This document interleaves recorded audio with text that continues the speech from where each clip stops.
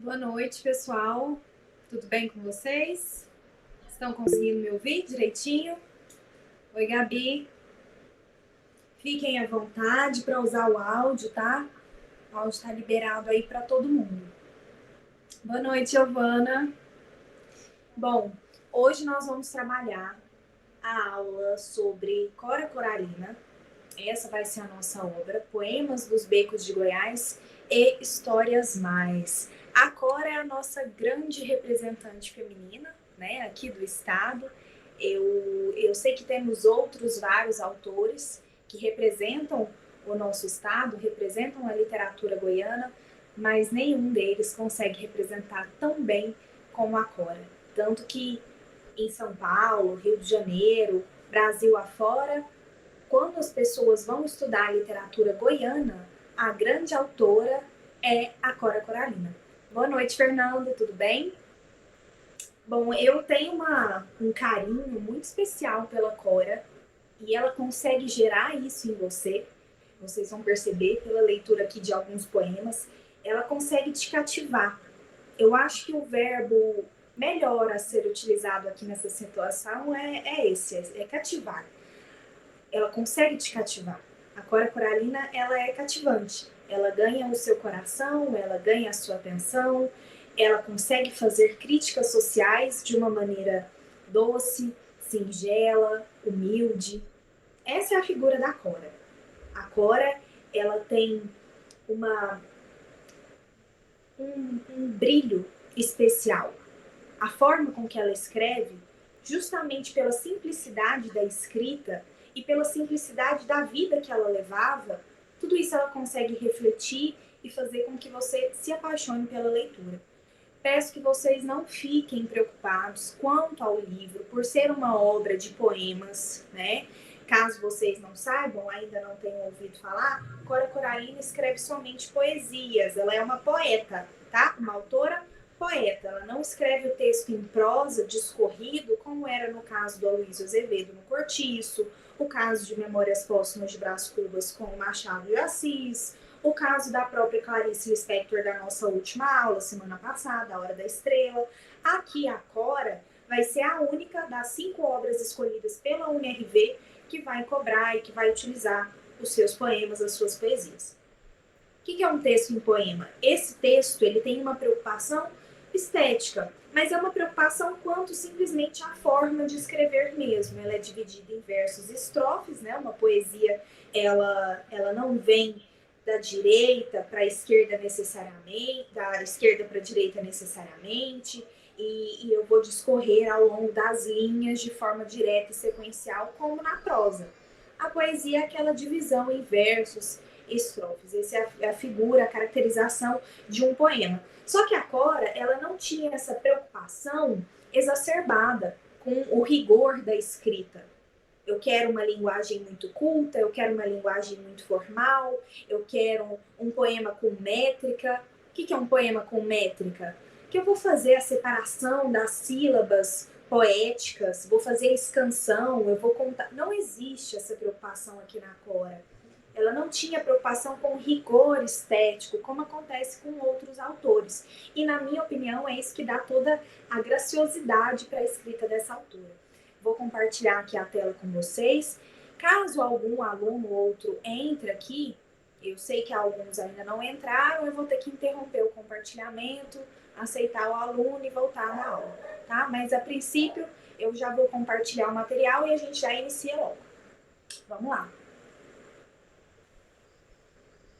Mandei lá no grupo para vocês. Olha só.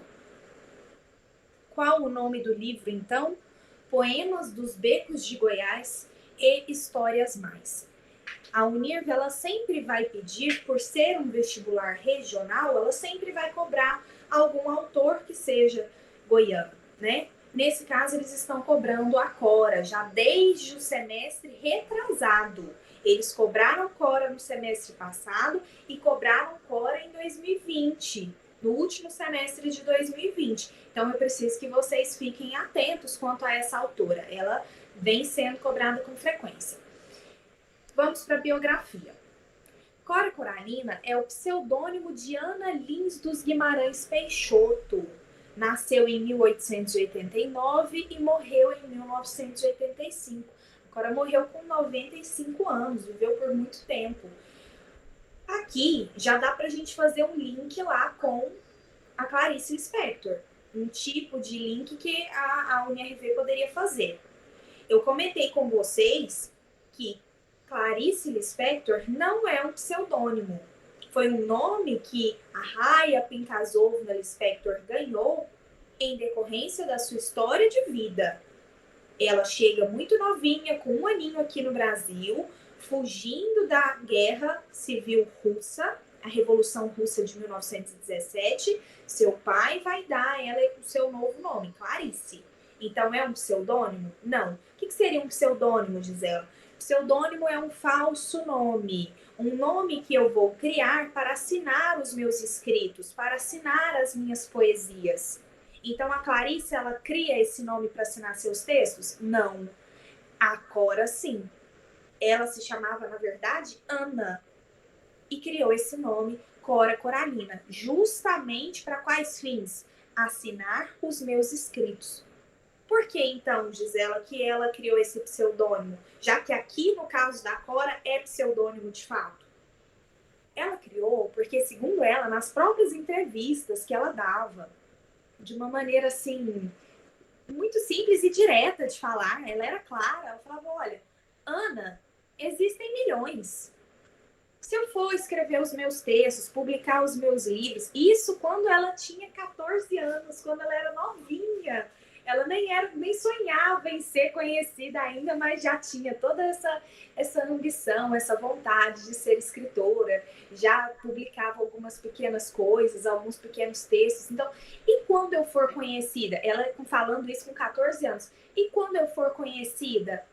Eu não vou conseguir tal nível de reconhecimento se meu nome for Ana. Eles vão perguntar, que Ana? Ah, aquela lá, uma Ana. Tem vários tipos de Anas. E aí ela começa a fazer uma lista de sinônimos de Ana, de derivações de Ana. Ana, Aninha, Anita, Anica. E ela vai falando uma lista gigantesca e dá essa explicação. Por isso eu criei o meu pseudônimo, Cora Coralina. O que vem? O que significa? De onde vem esse termo, Cora Coralina? Cora é derivado de coração, coralina quer dizer vermelho. Então, Cora Coralina, coração vermelho. Olha que coisa mais gracinha, gente. Isso é a mentalidade de uma menina já de 14 anos que pensava no futuro brilhante dela como escritora. Nasceu na cidade de Goiás, antiga Vila Boa de Goiás. Então, aqui a gente vai precisar lembrar dos detalhes da história de Goiás, inclusive isso para a prova de história de vocês. Vocês vão ter que lembrar dessa parte. Qual era a antiga capital nossa? A primeira capital do estado? Vila Boa, se chamava Vila Boa de Goiás, tá? Não era Goiânia. Então, a gente vai resgatar algumas partes aqui ao longo da aula sobre a história de Goiás.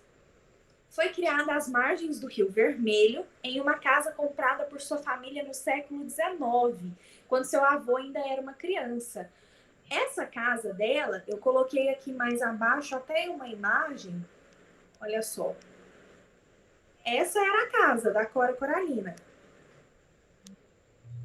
Dá para vocês perceberem que tem uma ponte aqui.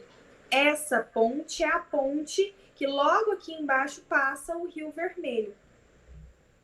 Então, esse Rio Vermelho marca, né, o início, quando surgiu Goiás. Goiás surgiu no período do ciclo do ouro. Então, essa vila, essa província, ela foi criada às margens do rio. E essa casa foi uma das primeiras a ser construída.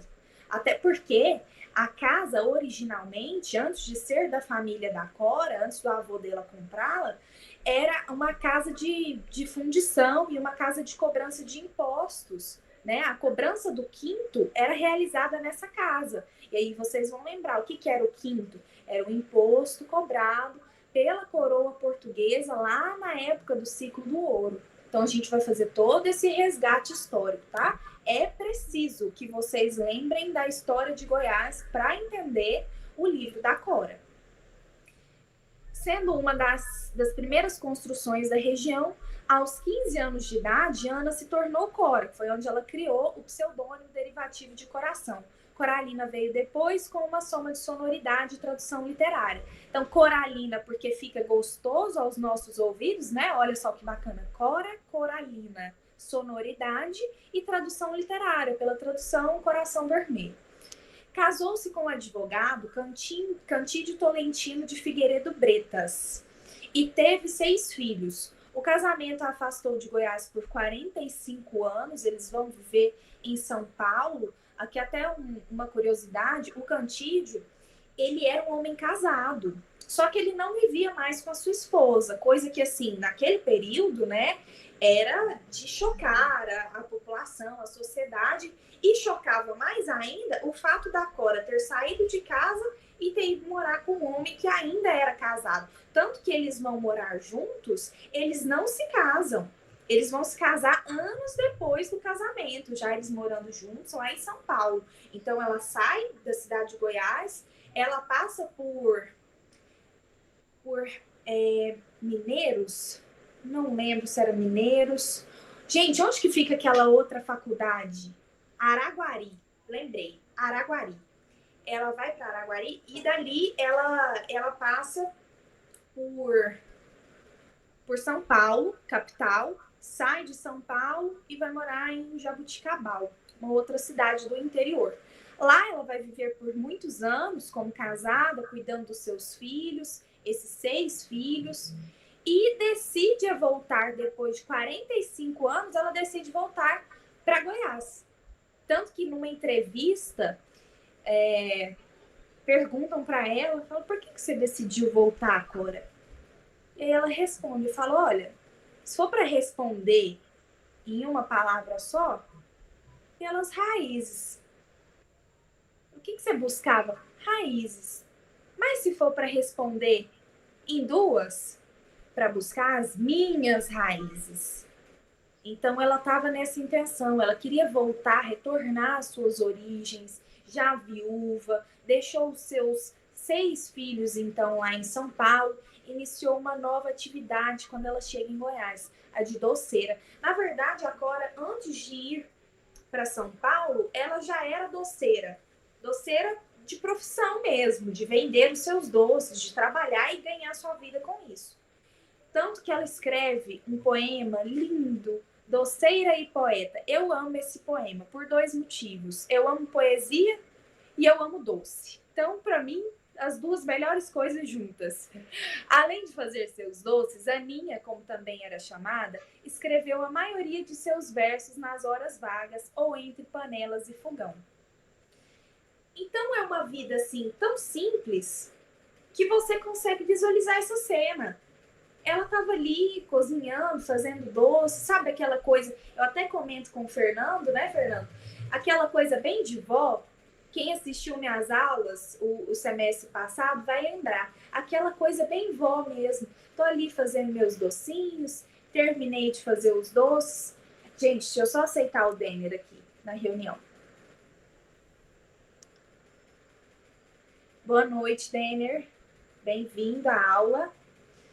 Nós estamos aqui falando sobre a biografia da Cora ainda, o iniciozinho. Pode ficar tranquilo que você não perdeu nada, tá? Todos estão conseguindo me ouvir bem? Ok, então. Tranquilo, né? Voltando a compartilhar aqui a tela. Essa vida, essa coisa bem simples, que parece, até lembra, né? Um pouco aquela imagem da avó, aquela imagem aquela figura materna que nós temos, ela tá ali fazendo seus doces, entre um doce e outro, ela senta na mesinha, no quarto dela, e escreve seus textos, seus poemas. Era isso a vida da Ana, Aninha, ou então Cora Coralina, como queiram chamar. Eu falei aqui para os meninos, Denner, que a Cora Coralina, na verdade, é um pseudônimo, tá? É um falso nome que ela criou para assinar as suas poesias. Eu, na aula passada sobre a Clarice, eu até fiz uma analogia a nome artístico. A gente pode considerar, de certa forma, que são parecidos esses termos. O nome de verdade dela, de batismo, era Ana Lins, tá? Ana Lins, tanto que ela era chamada de Aninha por alguns. Cora publicou o seu primeiro livro aos 76 anos e despontou como detentora de uma das maiores expressividades da poesia moderna. Então, o primeiro livro dela foi publicado somente aos 76 anos. Com 76, esse Poemas dos Becos de Goiás, Histórias Mais, era esse o primeiro livro, foi publicado. Até porque o seu marido, Cantídio Tolentino de Figueiredo Pretas, ele não queria muito que ela publicasse, ele, de certa forma, a proibia de publicar essas obras. Então, depois que ele morre, que ela volta para Goiás, ela decide publicar e tornar, né, público e de conhecimento de todos esses poemas, essas obras que ela escrevia já desde os seus 14 anos de idade, desde que ela era mocinha. Em 1982, mesmo tendo estudado somente até o equivalente ao segundo ano do atual ensino fundamental, recebeu o título de doutora honoris causa da Universidade Federal de Goiás. Olha a importância, a relevância desse título, né? Eu todas as vezes que vou à UFG, eu costumo passar pela biblioteca, todas as vezes tem alguma referência à Cora, alguma frase dela por perto na parede. Eu fui, inclusive, no Dia da Mulher, a última vez, no Dia das Mulheres, e tinha uma homenagem lá na biblioteca às grandes mulheres da literatura. A que ganhava ênfase principal por estar na Universidade Federal de Goiás era a Cora. Então, ela estudou até o segundo ano do ensino fundamental. Ela não tinha essa bagagem educacional de eu fiz uma faculdade, de forma alguma. A Cora, ela desconhecia da gramática e ela afirmava isso em várias entrevistas. Ela fala, olha, eu só fui conhecer uma gramática, a gente fala uma gramática porque era o livro mesmo, o livro de língua portuguesa era chamado assim, uma gramática. Eu só fui ter o contato com uma gramática quando os meus filhos chegaram da escola, até por isso que ela se muda para São Paulo, né, com o Cantídio, com seu marido, para dar uma educação melhor aos filhos. Ela fala, quando os meus filhos chegaram da escola, do ginásio, com a gramática, foi a primeira vez. E se você quer saber, se eu tivesse usado uma gramática para escrever minhas obras, obra nenhuma teria sido escrita. Gente, isso é de uma riqueza e essa mulher, ela é fantástica. Ela é à frente do seu tempo, ela é uma mulher extremamente futurista, visionária e que usa de toda a simplicidade e humildade dela para fins artísticos. Isso é perfeito, isso é maravilhoso. Após a morte da poeta, em 1985, amigos e parentes se reuniram e criaram a Associação Casa de Cora Coralina, entidade de direito privado e sem fins lucrativos, que mantém o Museu Casa de Cora Coralina. Quem já foi a Goiás Velho, ou cidade de Goiás, conhece, deve ter passado, ou na frente, ou já chegou a visitar, o Museu Casa de Cora Coralina, que é a casa da Cora. Composto por 16 cômodos, ali nós temos a mesinha em que ela escrevia, o fogão que ela fazia seus doces, o fogão a lenha, a caminha que ela dormia, as roupas penduradas ao lado. É uma gracinha. Essa aqui é a imagem que eu coloquei para vocês, ó, da parte externa da casa. Aqui, a parte externa da casa de Cora. Lá dentro você consegue perceber nitidamente como era essa vida simples dela. Uma casa muito humilde, muito simples e que você sente ali todo o aconchego, esse acalento dessa imagem, dessa figura da Cora. Bom, devemos lembrar que a cidade de Goiás, ela foi considerada pela Unesco Patrimônio Histórico Mundial, tá? Então, hoje em dia, qual o título que a cidade de Goiás recebe? Patrimônio Histórico Imaterial Mundial, tá? Bom, vamos lá. Eu quero mostrar um pouquinho aqui para vocês a carta do Carlos Drummond de Andrade sobre a Cora Coralina. Ele escreveu uma carta para a Cora que não chegou a ser lida por ela não a leu, mas aqui dá para vocês perceberem o quanto o Drummond, que é o nosso grande poeta da literatura, se nós temos um grande escritor da prosa, que é o Machado de Assis, o grande escritor da poesia é o Carlos Drummond de Andrade. Essa é a divisão que a gente faz dentro da literatura. E não sou eu, Gisela, tá? São todos os linguistas, os letrados. Carta de Drummond, então, essa figura de extrema relevância no século XX, escreve uma carta para Cora. Olha só. Minha querida amiga Cora Coralina, seu vintém de cobre é para mim moeda de ouro, e de um ouro que não sofre as oscilações do mercado. É poesia das mais diretas e comunicativas que já tenho lido e amado. Que riqueza de experiência humana, que sensibilidade especial e que lirismo identificado com as fontes da vida. Aninha hoje não se pertence, é patrimônio de todos nós, que nascemos no Brasil e amamos a poesia. Não lhe escrevi antes, agradecendo a dádiva, porque andei malacafento e me submeti a uma cirurgia. Mas agora, já recuperado, estou em condições de dizer com alegria justa: obrigado, minha amiga. Obrigado também pelas lindas, tocantes palavras que escreveu para mim e que guardarei na memória do coração. O beijo e o carinho do seu Drummond. Lindo, né, gente? Linda essa carta, linda. Eu fico até emocionada. Olha a doida da literatura. Vamos aos poemas da Cora, então.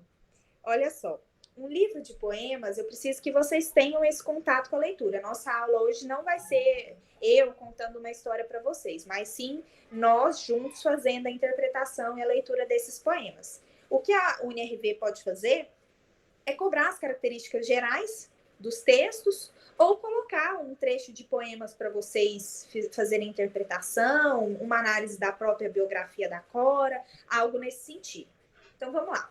O primeiro poema que vem no livro é esse daqui, ao leitor. É uma espécie de dedicatória, uma dedicatória que vem em formato de poema. Alguém deve rever, escrever e assinar os autos do passado, antes que o tempo passe tudo a raso. É o que procuro fazer para a geração nova, sempre atenta e enlevada nas histórias, lendas, tradições, sociologia e folclore da nossa terra. Para a gente moça, pois, escrevi esse livro de histórias. Sei que serei lida e entendida. É interessante ressaltar aqui para vocês que a Cora, quando ela retorna a Goiás, ela não foi recebida com palmas, não. Ela foi, de certa forma, apedrejada, assim, entre aspas. Ela não era vista com bons olhos, né? Até por ter saído de Goiás, meio que fugida, né? Sem ser casada, com um homem que era casado. Então, ela tem essa consciência de que ela é uma mulher à frente de seu tempo, que ela está escrevendo para a geração futura. E é isso que ela fala aqui para você. Quem que é o leitor dela? Somos nós da geração futura. Ela fez esse livro para nós. Ela fala, vocês da geração nova, eu escrevo é para vocês essas histórias, para que vocês tenham também, saibam contar para os seus filhos, saibam contar para os seus amigos essas lendas, essas tradições, essas histórias da nossa terra, daqui de Goiás. Ela está escrevendo para nós. E ela fala, sei que serei lida e entendida. Eu tenho consciência que eu serei entendida por vocês, e é esse meu objetivo. Não me importa que as pessoas da minha geração não me entendam. Eu sei que vocês do futuro entenderão. O segundo poema que aparece no livro é esse daqui, Ressalva. Só pelo título já dá para perceber que ele é importante, né, gente? Ressalva é algo que você precisa destacar, uma espécie de observação. Este livro foi escrito por uma mulher que, no tarde da vida, recria e poetiza sua própria vida.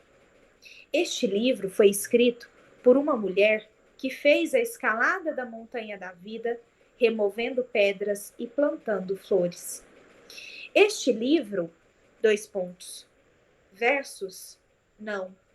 Poesia, não. Um modo diferente de contar velhas histórias.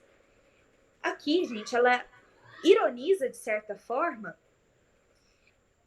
a maneira com que ela vai escrever o livro. Porque ela vai escrever o livro em versos e poesias. Isso aqui é poesia? É poema? Sim, são poemas, são versos, são estrofes.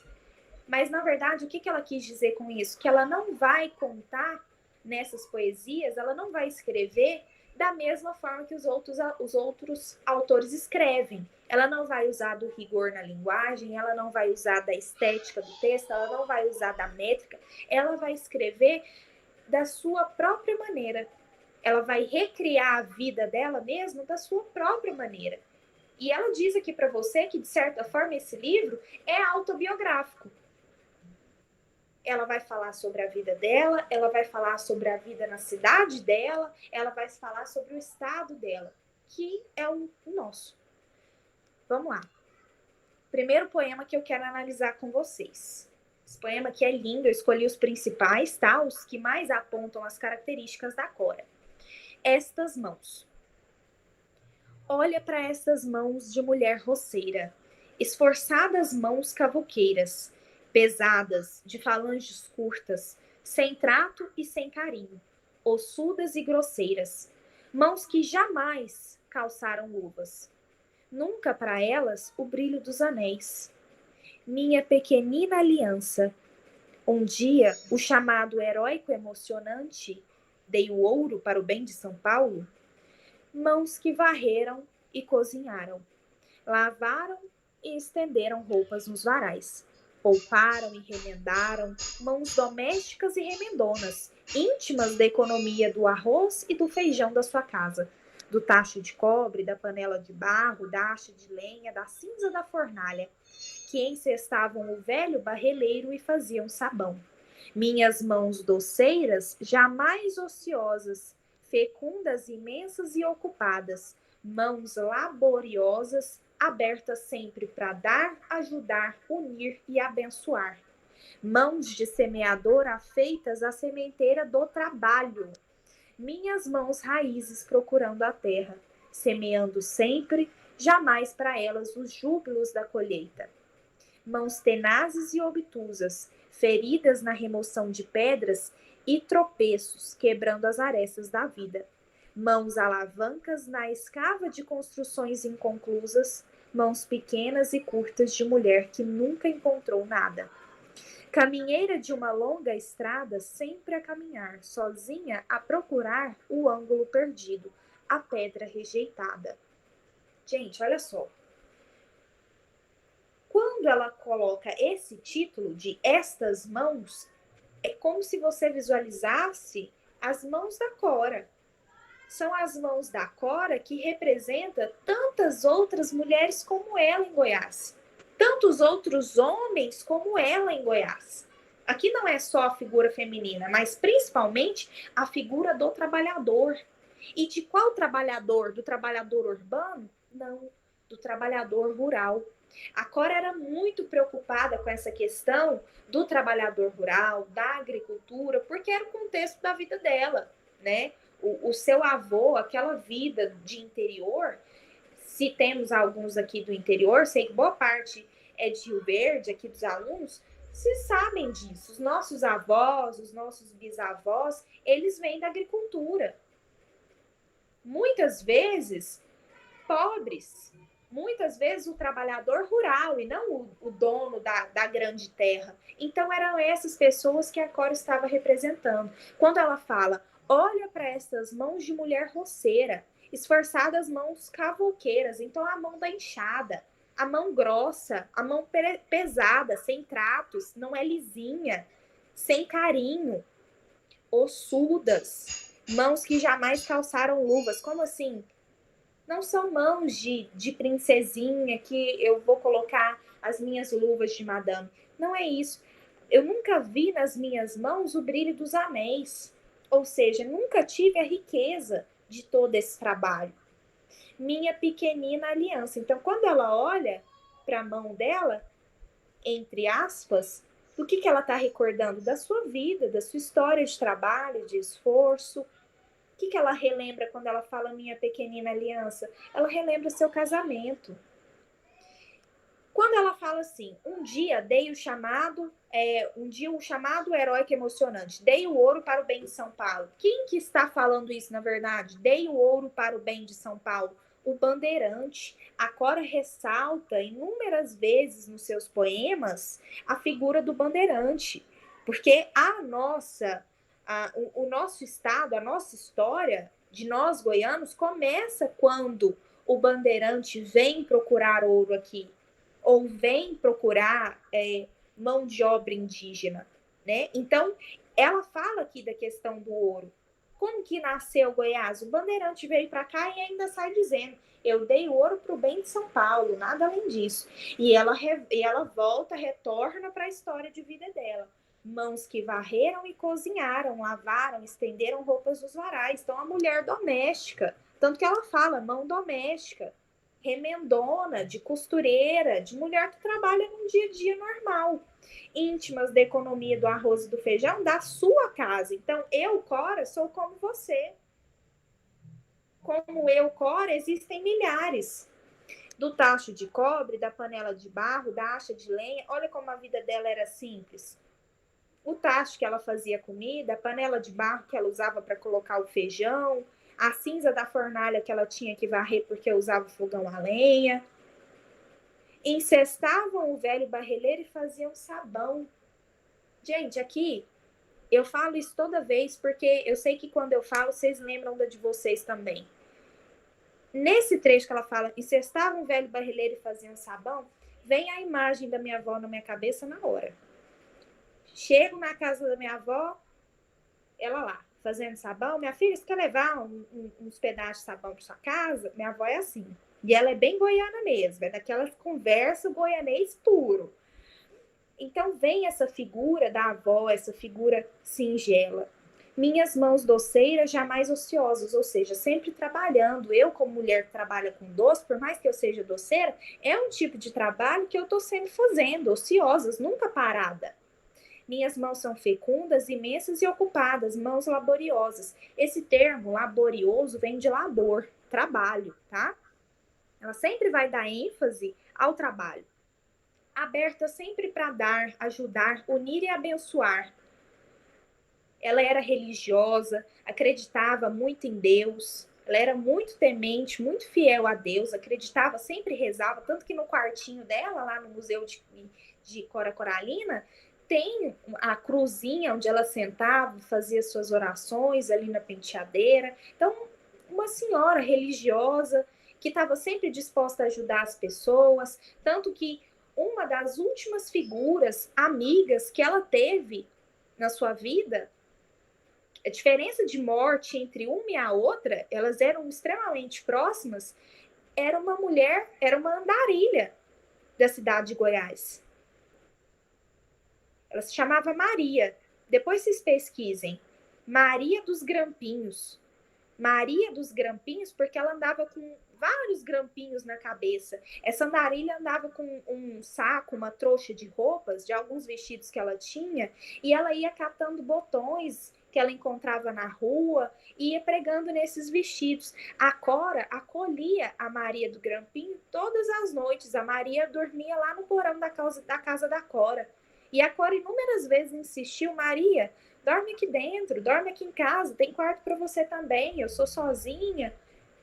Olha, o tanto que a Cora, ela estava sempre disposta a ajudar e ela realmente vivia, não era coisa que ela falava e colocava aqui num poema, ela vivenciava isso. A Maria que não gostava, preferia dormir no porão, porque do porão ela podia ter acesso à rua no momento que ela quisesse, não queria atrapalhar a Cora. Foi a última amizade, inclusive lá no museu tem a trouxinha da roupa da Maria. de quando ela morreu e deixou a trouxinha lá na casa da Cora. Mãos de semeador afeitas à sementeira do trabalho. Minhas mãos raízes procurando a terra. Então aqui, de certa forma, ela já fala desse momento, procurando, de certa forma, um descansar, um descanso no sentido de morte, né? De ir para além, ou então também de lembrar, mãos raízes, lembrar das suas origens. Aqui você pode fazer as duas interpretações. Semeando sempre, jamais para elas os júbilos da colheita. O que ela quer dizer com isso? Nunca pude vivenciar de riqueza, de grandes luxos. Mãos tenazes e obtusas, feridas na remoção de pedras e tropeços, quebrando as arestas da vida. Ela fala que na vida não são tudo flores, ela deixa isso claro. Ela fala que passou por dificuldades, que outras pessoas, assim como ela, passam por dificuldades, têm obstáculos, mas qual que é o ponto final da história da Cora? É que você vai conseguir passar por esses obstáculos. A vida é assim. A vida ela é feita de altos e baixos, de momentos difíceis, de momentos de muita luta, de trabalho e de momentos de felicidade. Uma coisa não impede a outra. Mãos alavancas na escava de construções inconclusas, mãos pequenas e curtas de mulher que nunca encontrou nada na vida.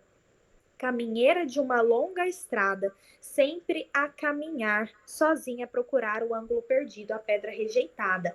A pedra rejeitada aqui você pode interpretar de diferentes formas também. As pessoas rejeitadas, ou a procurar o sentido, né, dessa vida. E ela fala que ela está sempre sozinha a procurar, principalmente porque ela termina a sua vida sozinha.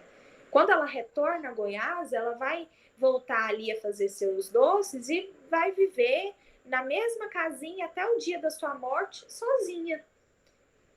Ela morre de pneumonia, não cheguei a comentar isso com vocês na biografia, mas ela morre de pneumonia. Alguns anos antes de morrer, ela sofre um acidente, já senhora, já idosa, sofre um acidente doméstico mesmo, em casa, ela cai na cozinha e quebra a bacia. A partir disso, ela começa a andar sempre com bengala, tanto que nas últimas fotos, nas fotos que nós temos da Cora, sempre ela vai aparecer idosa, porque ela só publica o seu primeiro livro com 76 anos de idade, então ela já está idosa, ela já está senhora. Antes ela não era conhecida na literatura. Ela vai ganhar fama, de fato, gente, quando o Carlos Drummond de Andrade apresenta a Cora ao restante do Brasil. Ele tem o contato, levam a ele um poema da Cora, no caso, esse livro, Poemas dos Becos de Goiás, Histórias Mais, e aí onde ele fica alucinado, ele entra em êxtase com a leitura do livro da Cora, vai até um dos jornais principais do período, daquela época, faz um artigo inteiro sobre a Cora Coralina e publica. Eu coloquei alguns trechinhos dele no final da aula aqui do material, a gente vai ler agora. Então, aqui, o que a gente pode tirar desse poema? Estas mãos. As mãos de uma mulher que trabalhou por muito tempo, uma mulher simples, uma mulher que vive sua vida fazendo doces de maneira muito feliz. Histórias do aparelho azul. Olha só, aqui vem aquela parte que ela diz lá na dedicatória. Ela diz que vai contar sobre as lendas, o folclore da nossa terra. Olha aqui, é o que procuro fazer para a geração nova. Sempre atenta e levada nas histórias, lendas, tradições, sociologia e folclore da nossa terra. O que significa folclore, gente? Folclore, você tem que lembrar daquela exclusiva imagem lá do Saci Pererê, do Curupira. Não, tá? Folclore é um conjunto de costumes populares. Então, o folclore da nossa terra é o folclore goiano, que ela vai falar. Façam a conexão aqui. Então vamos lá, aqui ela vai contar uma história da sua infância. Minha bisavó, que Deus a tenha em bom lugar, inspirada no passado, sempre tinha o que contar. Velhas tradições, casos de assombração, costumes antigos, usanças de outros tempos, cenas da escravidão. Cronologia superada onde havia banguês, mucamas e cadeirinhas. O que era banguês? Uma cadeira portátil, na verdade, ali era onde os escravos carregavam as pessoas, uma cadeira que eles carregavam nos ombros, tá? Então a gente chama de banguês, relembrando as cenas da escravidão. Rodas e teares, ouro em profusão posto a secar em couro de boi. Criolinho vigiando de vara na mão para a galinha não ciscar. Romanceiro. O que é romanceiro? É um tipo de romance comum do ciclo do ouro.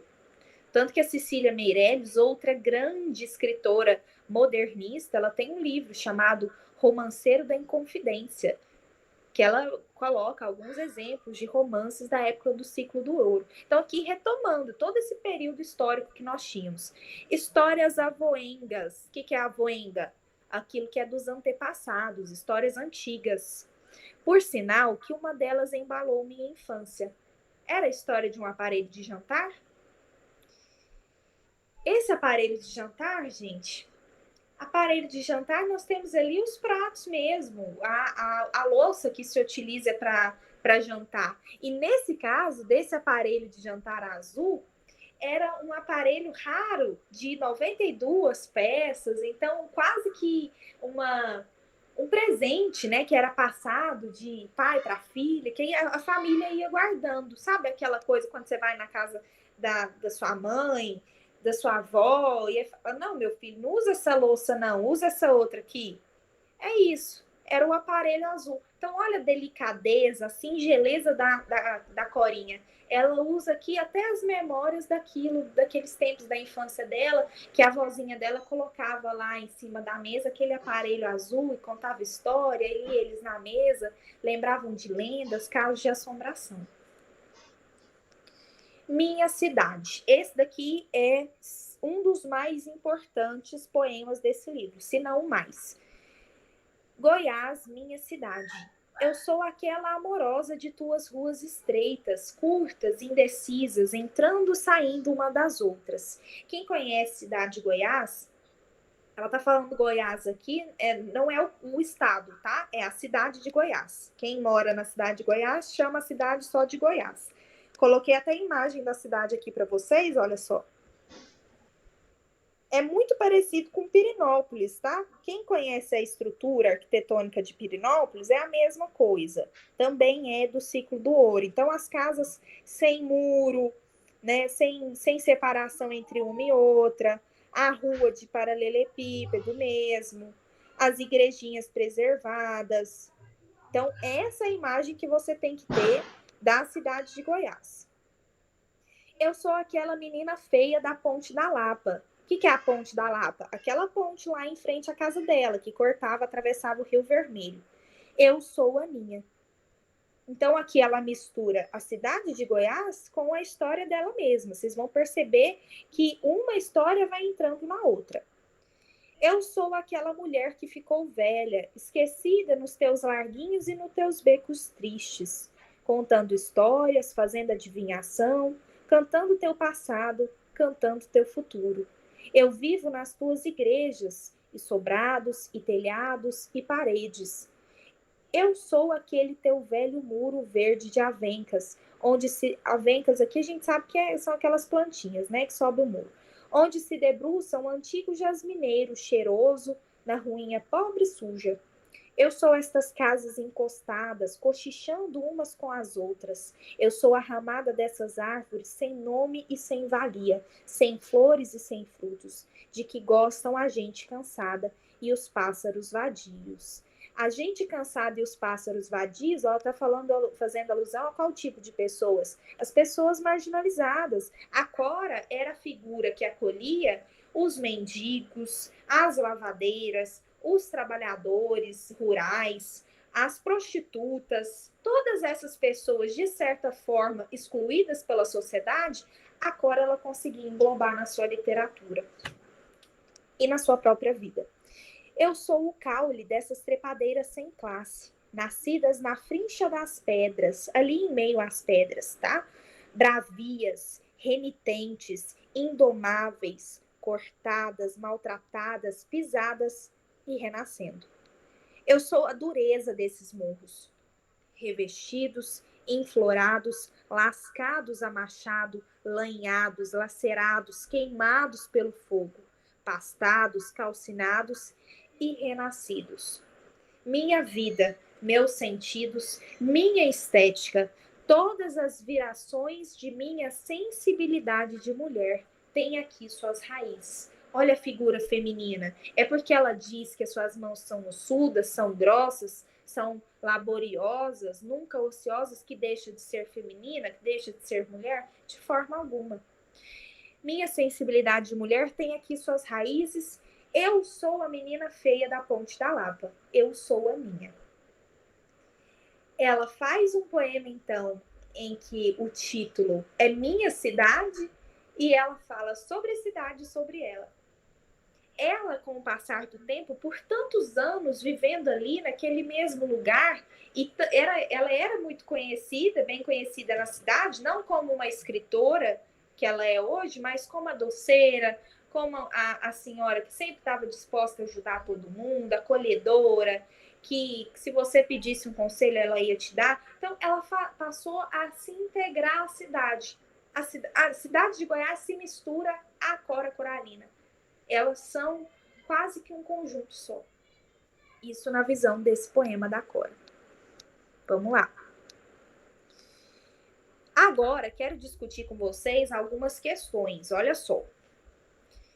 Essas questões, a partir delas, vocês vão entender o que significa usar um poema para questão de vestibular. Assinale a alternativa correta. O texto 2 é o poema de abertura do livro Poemas dos Becos de Goiás e Histórias Mais, da escritora Cora Coralina. Esse poema apresenta uma aparente contradição na caracterização do livro à medida que se afirma: esse é um dos poemas importantes? É um dos poemas importantes. Então, a UNRV ela pode cobrar um poema sem colocá-lo para vocês? Pode. Se for um poema importante, ela pode fazer isso. A universidade ela tem esse direito. Ah, mas não colocou o poema aqui, como que eu vou interpretar? Estava na leitura obrigatória, então é por isso que a gente está fazendo esse curso. Destaquei lá em cima para vocês um dos poemas mais importantes. Qual que é? Esse ao leitor. Aliás, o ressalva, é do ressalva que eles estão falando, é o segundo apresentado no livro. Qual que é a contradição que eu disse para vocês? Lá embaixo.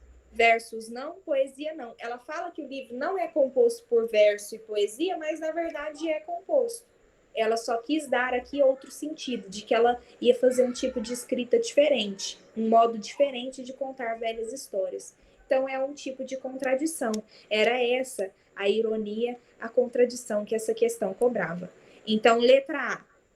A ironia está presente no fato de o livro ser escrito por uma mulher e a autora se chamasse Cora Coralina? Não. Letra B. Está presente na primeira estrofe que a autora poetiza a vida e na última que o livro não é de poesia? Perfeitamente. Ela escreve aquele poema, ressalva, está em formato de poema, está dividida em versos, e embaixo ela afirma, versos não, poema não. Então seria a letra B. Vamos à questão 2. Aqui eles já trazem o poema Humildade. Cora Coralina. Senhor, fazei com que eu aceite minha pobreza tal como sempre foi, que eu possa agradecer a vós minha cama estreita, minhas coisinhas pobres, minha casa de chão, pedras e tábuas remontadas. E ter sempre um feixe de lenha debaixo do meu fogão de taipa, e acender eu mesma o fogo alegre da minha casa, na manhã de um novo dia que começa. Aqui vocês estão percebendo que a escrita ela é muito simples, né? São palavras fáceis de você entender, dá perfeitamente para fazer aqui a interpretação. Qual o assunto que ela está discutindo aqui? A sua simplicidade, a sua humildade, sua vida, que ela até usa o termo pobreza, que eu aceite a minha pobreza. E isso aqui, pelo vocativo Senhor, vocativo separado por vírgula, Senhor, com quem que ela está conversando? Com Deus. É uma oração do início do dia. Que temática é explorada no poema de Cora Coralina? Letra A. O povo goiano. A Cora fala sobre o povo goiano? Fala em outros poemas, mas não nesse. Então lembrem disso. Eu tenho que analisar aquele poema específico, quando ele for colocado assim no texto. Ela fala sobre a melancolia rural? Não nesse caso. Sobre o trabalho duro? Não nesse caso. Sobre a lentidão do tempo? Ela nunca falou sobre a lentidão do tempo, de certa forma, não. O que mais seria verdadeiro para esse poema é a temática da vida simples, que ela fala do novo dia que começa numa casa de coisinhas simples, pobres, casa de chão, de tábuas, um feixe de lenha, que eu sempre tenho a lenha para fazer minha comida. Então, é uma espécie de oração, de pedidos e agradecimentos a Deus. 3. Leia o poema a seguir. Esse daqui é mais complexo, tá? De todas as questões, eu considero essa daqui a mais complicadinha. Aqui a gente vai precisar lembrar da história de Goiás. E vem a bandeira dos polistas. Esse e vem aqui é o sentido do verbo vir. Vem as bandeiras dos polistas. Minha avó, gente, de novo falando da minha avó, né? Ô, vó que tá sendo falada hoje. E vem, minha avó fala em vem. Não sei se é de vocês, né? Falando fulano em vem aí. Então, e vem é o sentido de vir. Vem a bandeira dos paulistas. Polistas, paulistas. Num tropel soturno. Tropel é o sentido de tropa, grande número de pessoas. Então, eles vêm em muitos. Rasgando as lavras, ensacando ouro, encadeiam Vila Boa. O que é Vila Boa? A própria cidade de Goiás, que foi a primeira vila criada aqui no nosso estado. Nos morros vestidos de pau d'arco. O que é pau d'arco? É o nome que ganha o ipê amarelo. Olha a característica do nosso cerrado. Foi quando a perdida gente riscou o roteiro incerto do velho bandeirante. Quem que é essa perdida gente? São os índios. Os indígenas que aqui viviam, as tribos que aqui viviam, quando o velho bandeirante, quem que é o velho bandeirante? Ela fala logo em seguida, ó. E Bartolomeu Bueno, num passe de magia histórica, ela está sendo irônica, num passe de magia histórica, tira Goiás de um prato de aguardente e ficou sendo o Anhanguera, que era assim que ele era chamado. Então vamos voltar lá à história de Goiás. Século XVIII, iniciam-se as bandeiras. Qual que era o objetivo das bandeiras? Muitas delas vindas de São Paulo, né? No caso, as que descobriram Goiás eram as bandeiras vindas de São Paulo. Elas tinham como objetivo encontrar índios para usar como mão de obra e principalmente encontrar os minérios, né? Que era a intenção primordial dos portugueses ao virem para a América. Né? Eles, desde o descobrimento, lá em 1500, descobrimento entre aspas, vocês sabem, porque aqui já viviam muitas pessoas que eram os nativos, desde o descobrimento eles tinham essa intenção de encontrar o ouro. Primeiro passaram pelo pequeno ciclo de extração do pau-brasil, depois a exploração da cana-de-açúcar, o desenvolvimento da cana, os engenhos aqui, e entra esse ciclo do ouro, quando eles descobrem que o Brasil tinha minérios. Então, eles vêm, os bandeirantes, com essa intenção. Em 1690, já, quando que vai acontecer o encontro do ouro? Em 1690, eles vão encontrar o ouro em Minas Gerais. Em 1720, encontram ali no Mato Grosso. Se tem ouro em Minas Gerais, se tem ouro no Mato Grosso, qual que é a região que tem logo ali no meio?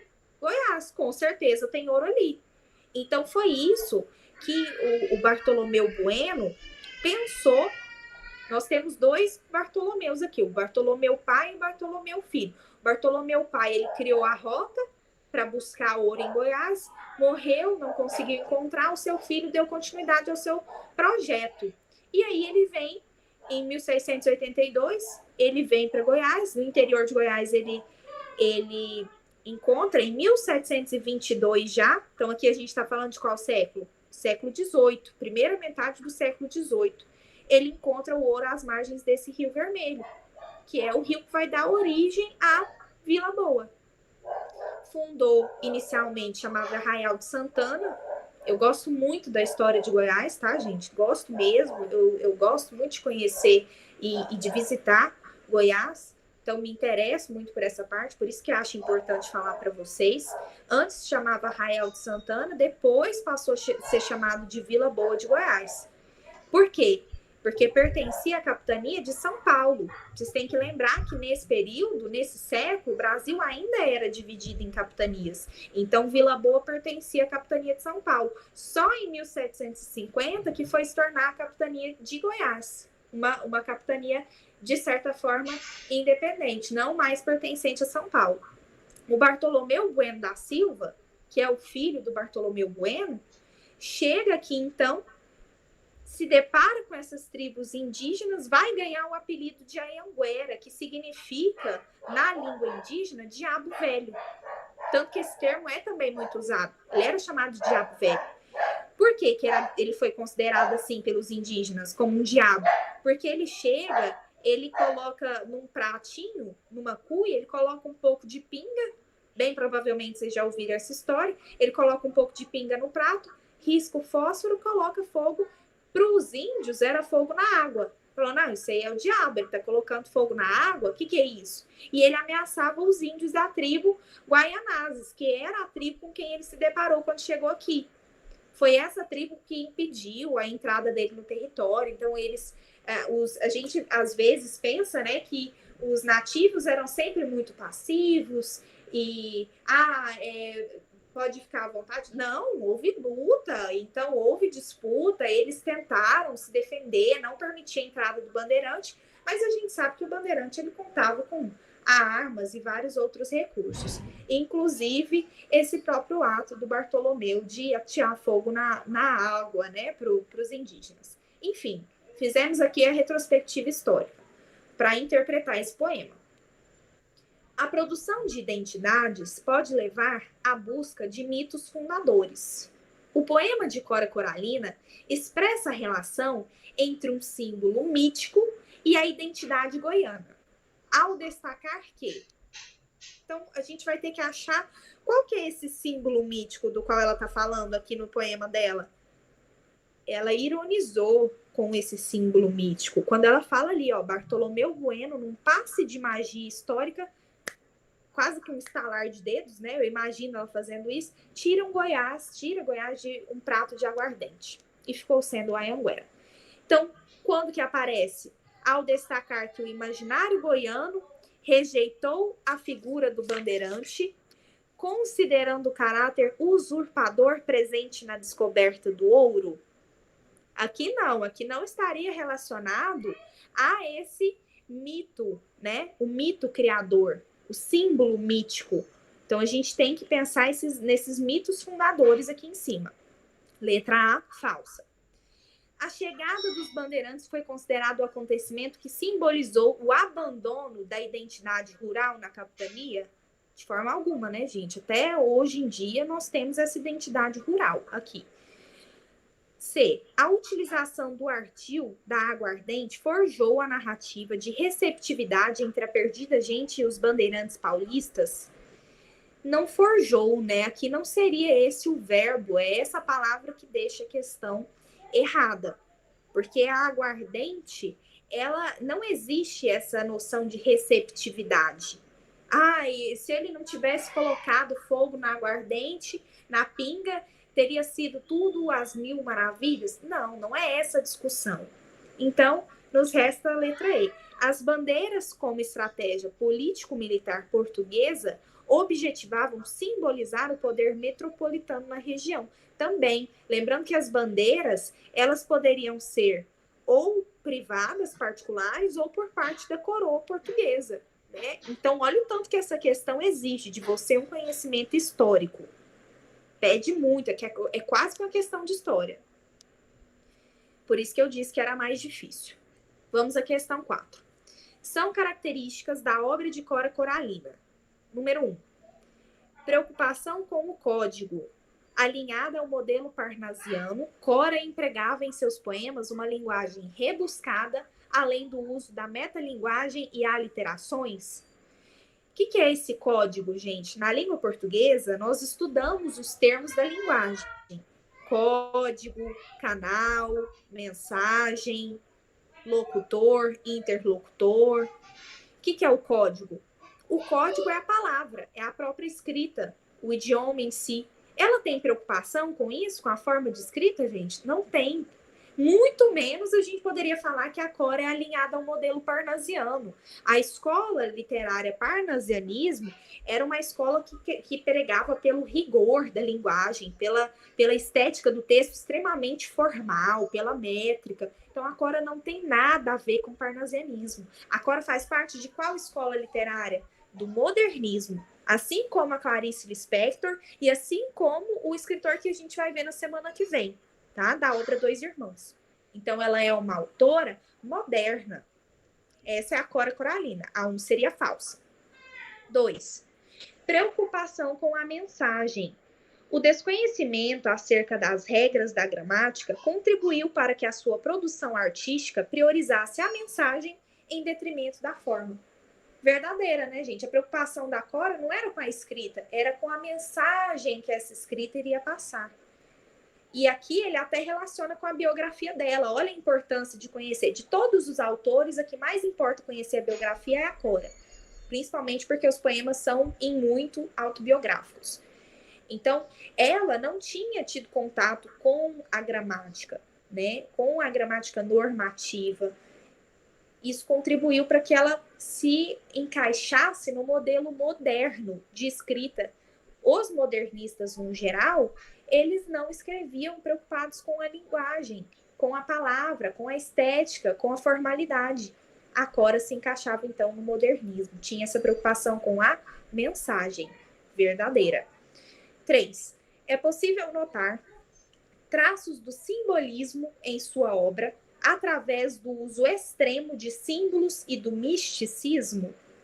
Não, a gente não encontra misticismo e símbolo dentro da obra da Clarice, da Cora. Até porque o simbolismo, ele é uma escola literária que usa da temática da morte, do espírito, da transcendência. Eu vou passar desse mundo para um outro mundo, para um mundo das almas. Então, o simbolismo não se relaciona à Cora Coralina. 3, falsa. 4. Sua produção literária está intrinsecamente ligada à sua história, sobretudo a forte ligação com a cidade de Goiás, onde nasceu e foi criada. Perfeito, né? A Cora e a cidade de Goiás são quase um só. Os elementos folclóricos que faziam parte de seu cotidiano foram uma das suas maiores inspirações poéticas. E aí, gente? Sem dúvida, né? Elementos folclóricos, então, o que é folclore? Conjunto de costumes populares.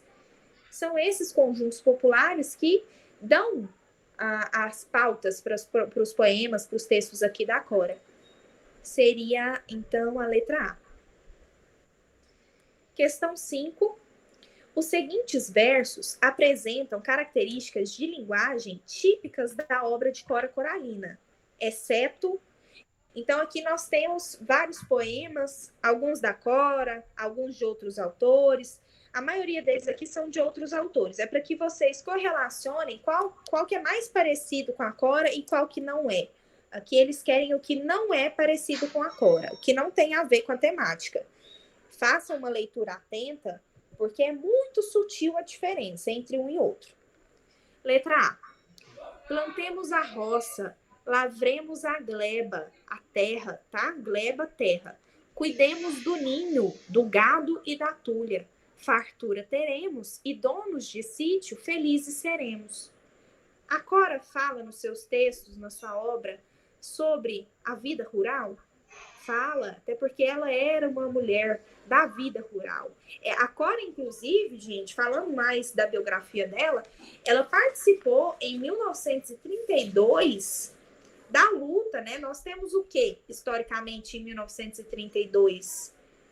Revolução, aquele momento de muita convulsão política relacionada ao Getúlio Vargas. Vocês lembram? 32?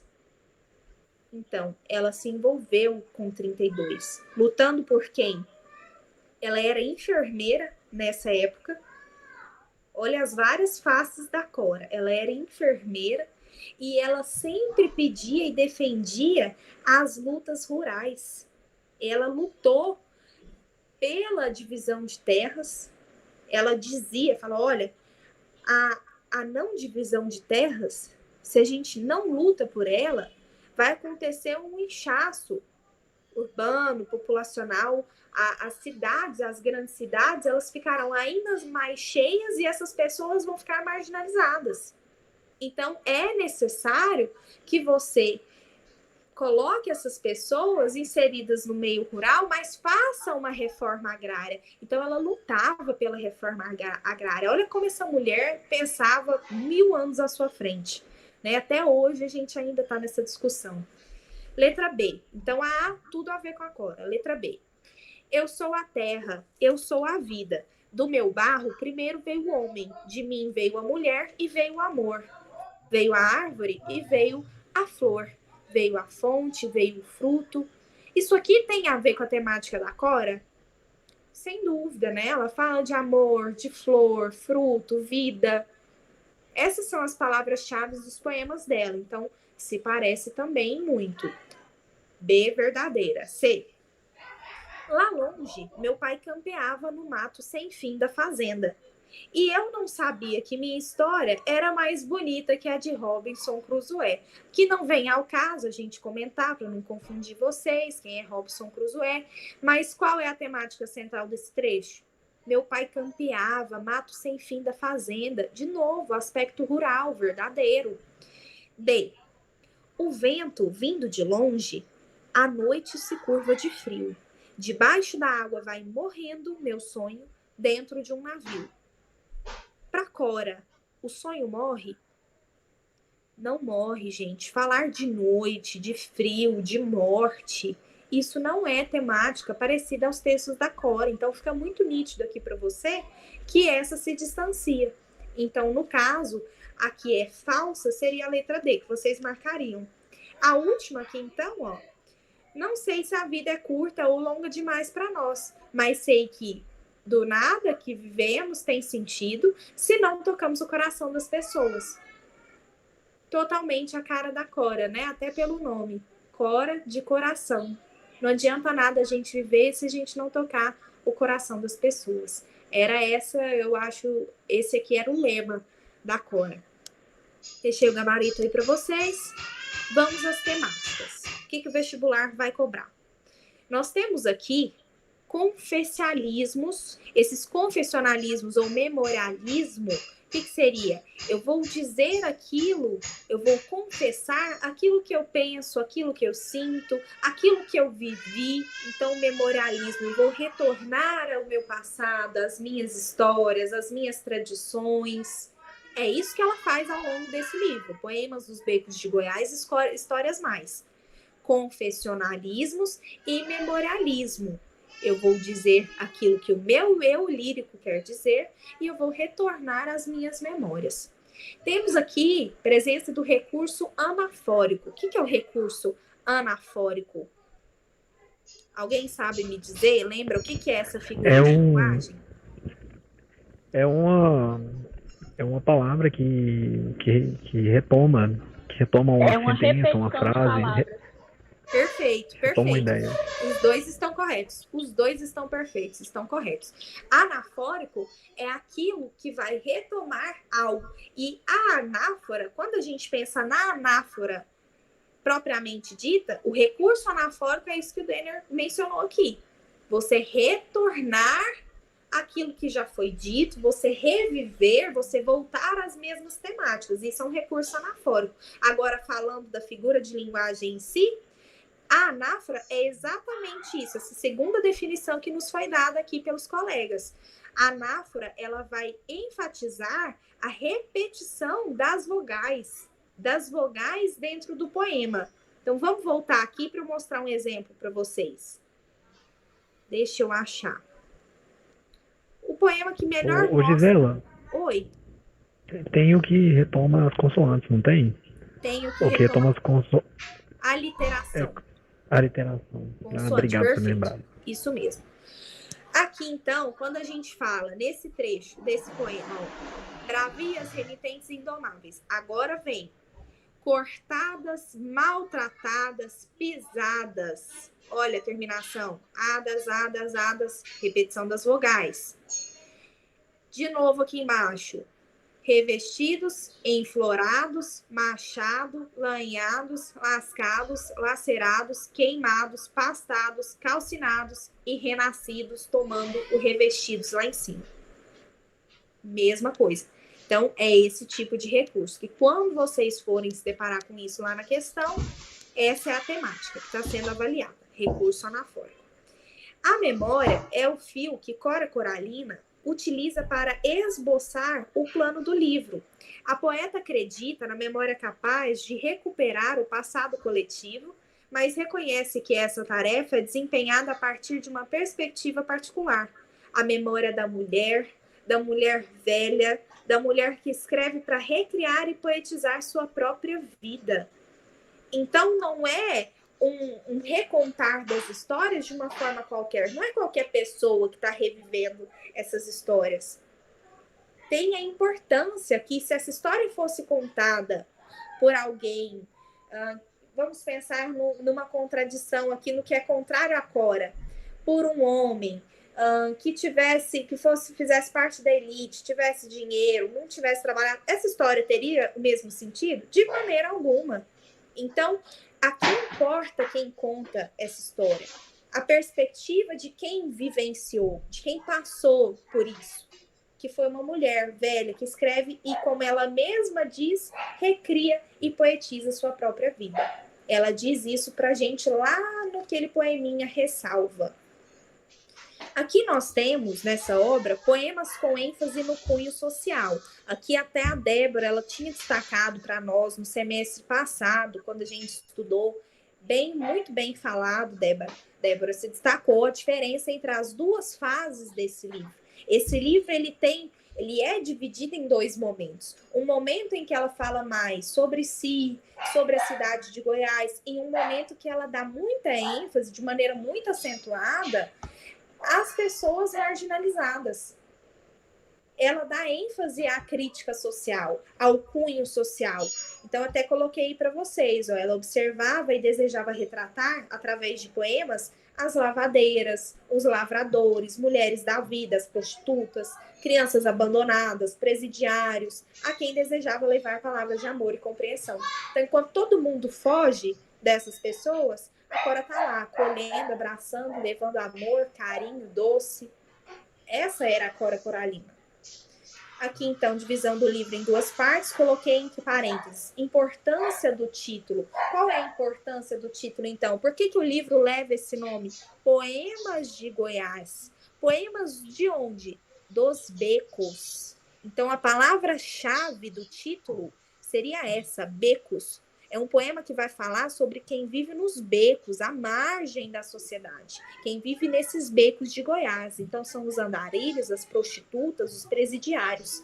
O meu cunho social aqui, olha a importância do vínculo com a escola literária. O modernismo, ele fazia crítica de cunho social. A gente viu isso semana passada lá na Clarice Lispector. Então, o meu cunho social aqui, onde que ele reside? Nos becos, falar das pessoas marginalizadas, que vem numa segunda parte do livro. Relatos intimistas. O que é um relato intimista? Assim como a Clarice, né, usava muito do intimismo, a Cora também usa o intimismo, falar dos seus acontecimentos. Só que aqui, no caso, era realmente biográfico. Ela não falava de uma personagem, ela falava dela mesma. O eu lírico era a própria Cora. O eu poético confunde-se à sua terra. Ele vai se fundir, ele vai se misturar à cidade de Goiás, alimentando-se de suas raízes e das suas histórias. Então, qual que é o pano de fundo de toda a obra da Cora Coralina? A cidade de Goiás. Gente, eu prometo que eu vou liberar vocês. Eu posso mostrar aqui, é rapidinho, eu quero muito mostrar o trecho que o Carlos Drummond falou sobre a Cora. Vocês me permitem? Alguém responde aí para mim no áudio, se tem interesse ou não. Com certeza. Então vamos lá. Na hora. Então vamos lá, Gabi, Denner, todo mundo. Olha só, vocês vão gostar, porque eu falando da Cora para vocês é uma coisa, né, gente? Agora olha o Carlos Drummond. Este nome não inventei, existe mesmo. É de uma mulher que vive em Goiás, Cora Coralina. Isso aqui ele colocou no maior jornal que existia em São Paulo naquela época. Cora Coralina, tão gostoso pronunciar esse nome que começa aberto em rosa e depois desliza pelas entranhas do mar, surginando música de sereias antigas e de Dona Janaína moderna. Cora Coralina, para mim, a pessoa mais importante de Goiás, mais do que o governador. Gente, olha, fantásticos aqui, mais que o governador, as excelências, os homens ricos e influentes do estado. Entretanto, uma velhinha sem posses, rica apenas de sua poesia, de sua invenção e identificada com a vida como é, por exemplo, uma estrada. Na estrada que é Cora Coralina passam o Brasil velho e o atual. Passam as crianças e os miseráveis de hoje. Olha a ênfase que ela dá para essas crianças abandonadas, os miseráveis. Qual o livro que o Carlos Drummond tinha acabado de ter contato? Exatamente esse que está sendo cobrado para a gente. Poemas dos Becos de Goiás e Histórias Mais. Todas as vidas, e Cora Coralina as celebra todas com o mesmo sentimento de quem abençoa a vida. Ela se coloca junto aos humildes, defendendo-os com espontânea opção, exalta-os, venera-os. Sua consciência humanitária não é menor do que a sua consciência da natureza.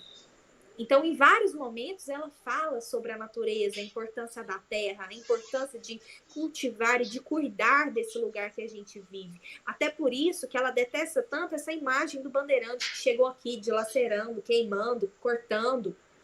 Então, ela dá importância, ela tem consciência humanitária e de natureza sustentável. Assim é Cora Coralina, um ser geral, coração inumerável, oferecido a estes seres que são outros tantos motivos de sua poesia. O menor abandonado, o pequeno delinquente, o presidiário, a mulher da vida, voltando-se para o cenário goiano, tem poemas sobre a enxada, o pouso de boiadas, o trem de gado, os becos e sobrados. Assim é Cora Coralina, repito, mulher extraordinária, diamante goiano, o maior da literatura falando assim dela. Gente, é muita honra ter a Cora do nosso estado.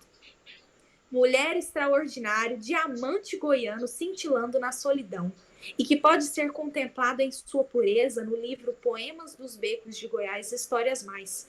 Não estou fazendo comercial de editora em época de festas. A obra foi publicada pela Universidade Federal de Goiás. Se há livros comovedores, este é um deles. Cora Coralina, pouco conhecia dos meios literários fora da sua terra, passou recentemente pelo Rio de Janeiro, onde foi homenageada pelo Conselho Nacional de Mulheres do Brasil, como uma das 10 mulheres que se destacaram durante o ano. Eu gostaria que a homenagem fosse também dos homens. Já há tempo de nos conhecermos uns aos outros sem estabelecer critérios discriminativos ou simplesmente classificatórios. Olha a visão do Carlos Drummond, de igualdade, de gênero, fantástico.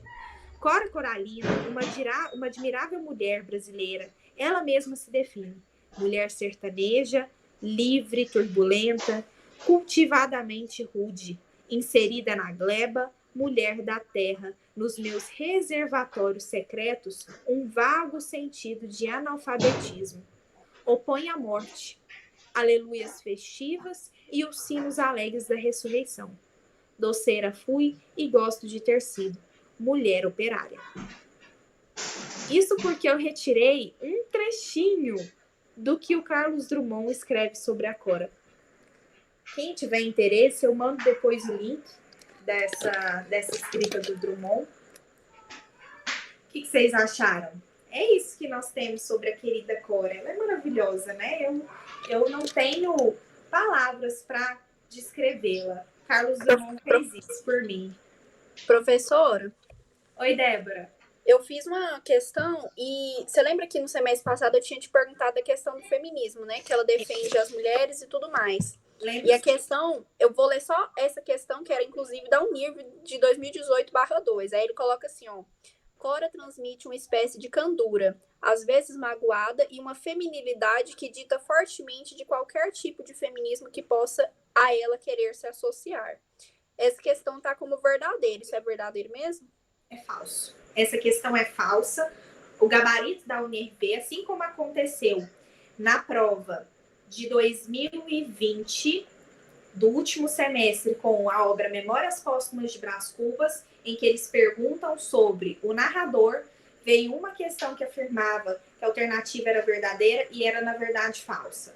Então, a gente até contestou, vários outros professores publicaram até essa questão, Débora, no Instagram. É revoltante, né? É revoltante que a universidade faça isso com vocês, mas, infelizmente, eles não corrigiram o gabarito. Pois é, Denner, tem a questão do recurso, a gente tenta entrar com o recurso, mas eles não corrigiram. Já é a segunda vez que entram com o recurso, eles não aceitam, deixam o gabarito do jeito que está, errado mesmo. Entendi. Ô, professora, e só um adendo aqui, eu acho que o recurso da UNRV é em Rio Verde, né? Acho que é preciso ir até lá, a cidade, presencialmente fazer isso. Né? Isso, você tem que levar lá no campus de Rio Verde, que é a sede, né? Então tem que entrar em contato com alguém de lá de Rio Verde. Essa pessoa vai ter um dia, depois que sai o gabarito, ela vai ter um dia para montar o recurso, levar até alguém formado em letras, um professor, para que ele assine e ele leve esse recurso, ou então você, depois dele ter assinado, leve esse recurso até o campus. Aí então, sim, tem que ser só que isso foi feito. Pode falar. Ah, entendi. Então, por exemplo, um professor tem que reconhecer o que eu estou dizendo. Tem que reconhecer, tem que ser constatado aquele argumento pelo professor, porque aí ele vai ter validade. Falar, não, se ele é formado e tal, agora a gente vai avaliar o recurso. Mas o fato é que isso aconteceu.